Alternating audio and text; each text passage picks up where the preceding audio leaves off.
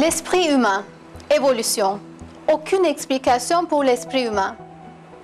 L'évolution, qui est le produit de la philosophie matérialiste et qui n'accepte aucune explication possible en dehors de l'existence absolue de la matière, reste complètement irrémédiable en face de l'esprit humain.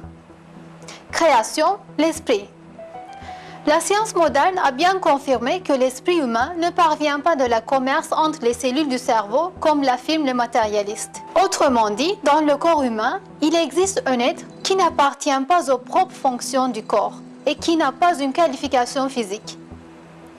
Les matérialistes qui pensent que rien n'existe à l'exception de la matière ne peuvent pas comprendre cette question particulière. À qui appartient cet œil interne, qui voit et perçoit les choses vues et réagit à la vue des choses? Celui qui comprend que le monde est un ensemble de perceptions va tout de suite se rendre compte que le jeu qui perçoit tout ça est un être différent que la lumière en dehors, le cerveau, les oreilles, les yeux et les signaux électriques. La lumière en dehors peut être la cause de la couleur rouge, mais il doit y avoir une explication pour le moi, qui le perçoit, qui reconnaît cette couleur, qui sait ce qui est rouge.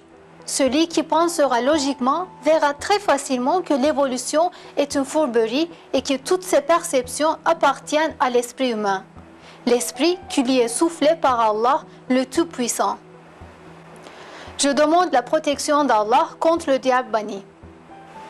Puis, il lui donna sa forme parfaite et lui insuffla de son esprit. Et il vous a assigné l'ouïe, les yeux et le cœur, que vous êtes peu reconnaissante. Sourate As-Sajdah, verset 9.